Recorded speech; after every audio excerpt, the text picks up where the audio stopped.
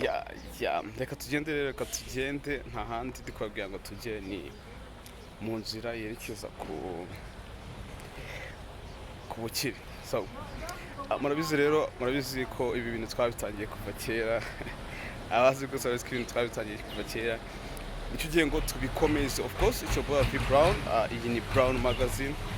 It's been a long time, it's been a while, it's been a minute tutavugana chilling.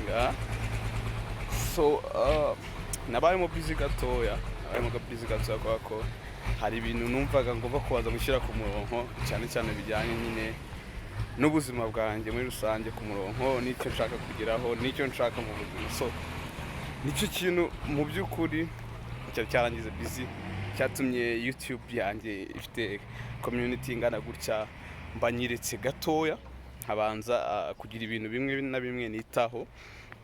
Of course twagiye dukora ibintu bitandukanye, twagiye tugerageza gushutinga ama movies, twagiye tugerageza gukora documentaries, twagiye tugerageza gukora inkuru, but ubu ngubu ndagira ngo nzane ikintu gishyashya. Ndashaka kugira ngo tuzabe twiganirira ku bintu bimwe na bimwe bigiye bitandukanye, ibintu bishobora kugufasha ndetse bishobora guhindura ubuzima bwawe. Of course ikintu cyabaye ni uko mu buzima, so ikintu cyambaye ni uko navuga ngo naricaye ndareba mbona ibintu ndimo gukora, ndavuga ati sanga hari ibintu by'ingenzi mu buzima umuntu akeneye kumenya ngo ikintu cya mbere urashaka iki mu buzima bwawe, urashaka kugera kuki. Icyo ni cyo kintu cya mbere cy'ingenzi cyane, ndashaka gukora iki, ndashaka kugera kuki. Iyo ibyo bintu utarabimenya rero nibaza ko ntago ushobora kuva hano ngo ugere even na hariya iyo utaramenya ngo ndashaka kuba iki, ndashaka gukora iki mu buzima. So nicyo kintu cyabaye, nashatse kugira ngo nicare menye ngo ndashaka gukora iki, and then icyabaye ni uko nyuma yo kukimenya naje noneho gutangira kugiharanira. So it's not about kuvuga gusa abantu ngo inzozi ngo kugira amafaranga, no, it's not about kubivuga, it's about kubikora. So nicyo kintu nabaye mu business gusanga ntashobora kubona umwanya wo kweditinga, ntashobora umwanya wo kurikodinga ama videos. Ndavuga ati reka nze ibi bintu noneho tubitangire, ibi bintu tubyinjiremo, ibintu dushaka kugeraho dutangire tubiharanire. So nicyo kintu mu by'ukuri navuga cyari cyarangize busy kugeza ubu ngubu. Ariko ikintu ngiye nshaka like the purpose of this video ni uko ndashaka urubyiruko rw'u Rwanda, ndashaka ngo tugire ikintu tujyanamo, ndashaka ngo tugire ikintu tuganiraho twungurana ibitekerezo. Abantu benshi basically ibintu nyine ngiye nkoramo, murabizi ko nkora mu usanga mu bintu bijyanye n'ubuganga, ko nize ibintu bijyanye n'ubuganga, but abantu benshi hanze aha bari depressed, cyane urubyiruko.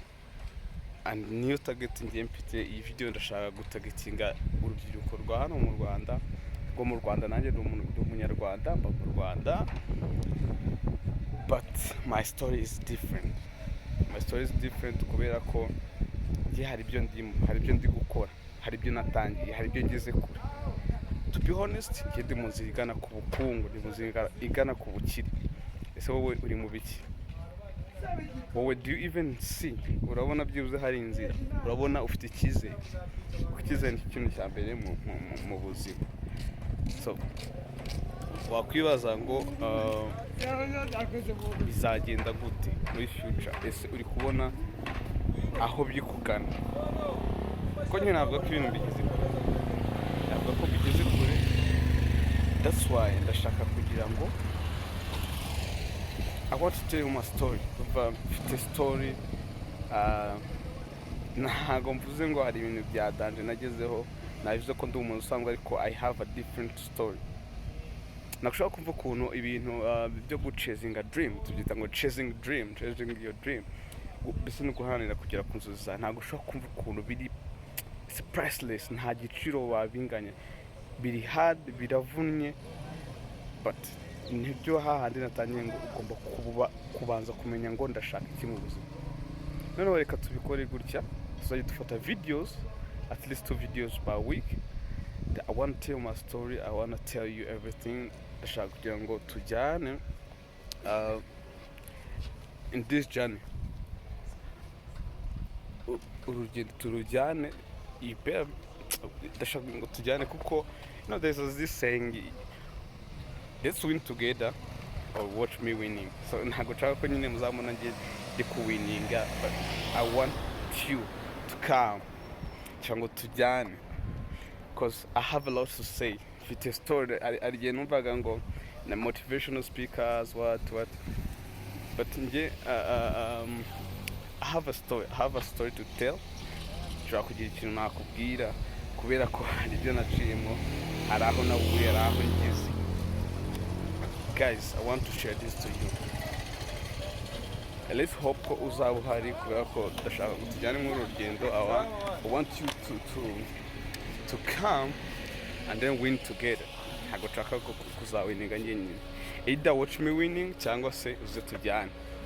Ndabizi abantu benshi birirwa bareba abanyaka, so it's good, biranaruhura, nanjye ndabareba, but uru rugendo ndi murabona ko nje I'm walking, kugenda ndi mu mihanda, but ngiye ngiye ku kazi ubu ngubu, but ubu ngubu nje ntabwo mbyita nko kuvuga ngo ngiye ku kazi.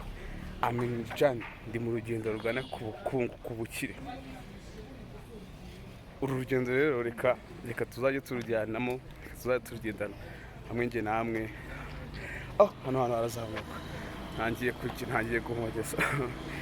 I hope you guys kugira ngo ukore subscribe, ubundi noneho tuzajya tuganira.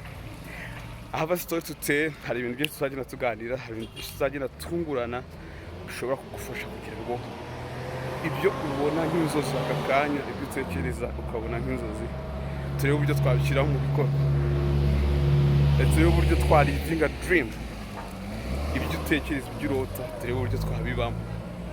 That's the journey.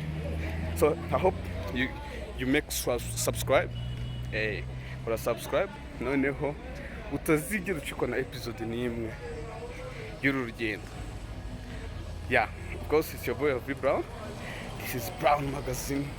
We are signing out.